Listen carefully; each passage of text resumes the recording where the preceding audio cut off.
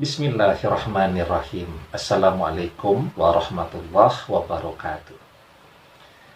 Bapak-bapak, ibu-ibu, mas-mas, mbak-mbak, adik-adik sekalian yang dirahmati Allah, kembali di e-channel bersama saya, Iip Wijayanto. Kali ini saya akan mengupas topik tentang nyanyi di kamar mandi, ya. Jadi bernyanyi di kamar mandi, bersenandung di kamar mandi, bersiul di kamar mandi, ini adalah bagian dari kegiatan yang cukup banyak dilakukan oleh masyarakat kita, ya. Bahkan ada yang menyebut dirinya sebagai penyanyi khusus kamar mandi. Jadi kalau di depan orang dia tidak berani bernyanyi, tetapi kalau di kamar mandi itu percaya dirinya luar biasa. Nah, jadi bagaimana nih pandangan Islam tentang bernyanyi di kamar mandi? Jadi di dalam sebuah hadis dijelaskan, anna rajulan marra wa Rasulullah sallallahu alaihi wasallam yabulu fasallama falam yarudda alaihi.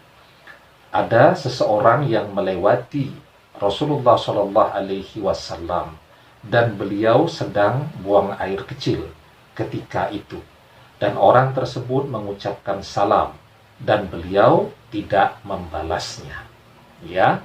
Nah, jadi itu yang dicontohkan oleh Rasulullah. Kan bisa saja, ya, suatu ketika misal kita berada di kamar mandi tetapi kamar mandinya itu tidak tertutup penuh, ya, artinya bagian kepala masih terlihat. Kemudian pada saat kita buang air kecil mungkin ada yang melewati kita, ya, kemudian menegur, bahkan kemudian mengucap salam, maka yang dituntunkan oleh Nabi untuk tidak menjawabnya, ya. Nah, di dalam hadis yang lain, Rasulullah Shallallahu Alaihi Wasallam bersabda, la yakhrujur rajulani yadribanil khaita kasifaini an auratihima yatahaddatsani fa innallaha azza wa jalla yamqutu ala dzalik. Dua orang laki-laki tidaklah keluar lalu mendatangi kamar mandi dengan membuka auratnya sambil berbicara, melainkan sungguh Allah Azza wa Jalla marah atas perbuatan itu, ya. Jadi hadis-hadis ini menjadi landasan dalil bahwa salah satu adab di kamar mandi itu tidak boleh berbicara.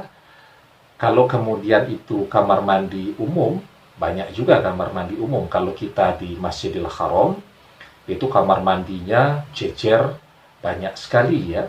Dan apapun yang terjadi selama berada di dalam kamar mandi, begitu, ya, misal ada yang menyapa dan seterusnya, maka diamkan saja, ya. Apalagi kalau kemudian mungkin ketemu. Biasanya kan kita kalau lagi di Mekah itu ketemu sesama orang Indonesia, baik itu jamaah ataupun mereka yang bekerja di sana, senang sekali. Tetapi kalau kawasannya di wilayah kamar mandi, maka tahan dulu, jangan melakukan pembicaraan, ya. Nah, di dalam kitab Fathul Wahhab karya Syekh Zakaria Al-Ansari dijelaskan, wa ayyaskuta hala qada'i hajatihi an zikri wa ghairihi fal kalamu indahu makruhu illa li darurati ka inzari a'ma falau atasa hamidallaha ta'ala biqalbihi wa la yuharriku lisanahu.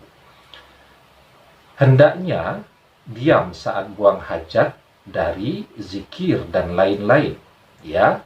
Kenapa berzikir di dalam kamar mandi tidak diperbolehkan? Karena kamar mandi adalah tempat yang kotor, atau WC adalah tempat yang kotor, ya.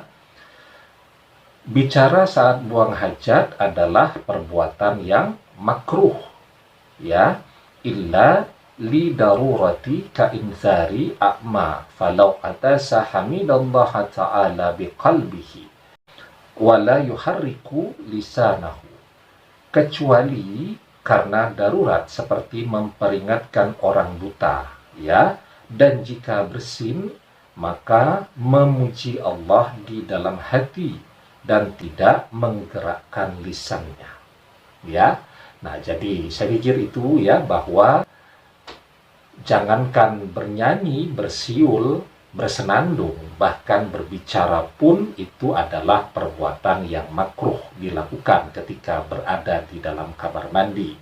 Bahkan di dalam kitab Fathul Wahhab tadi dijelaskan bahwa ketika orang bersin, maka dia akan bertahmid, maka bertahmidnya tidak dengan menggerakkan lisan, tetapi bertahmidnya di dalam hati. Demikian yang bisa saya jelaskan. Semoga bermanfaat. Wallahu a'lam bissawab. Billahi taufik wal hidayah. Assalamualaikum warahmatullahi wabarakatuh.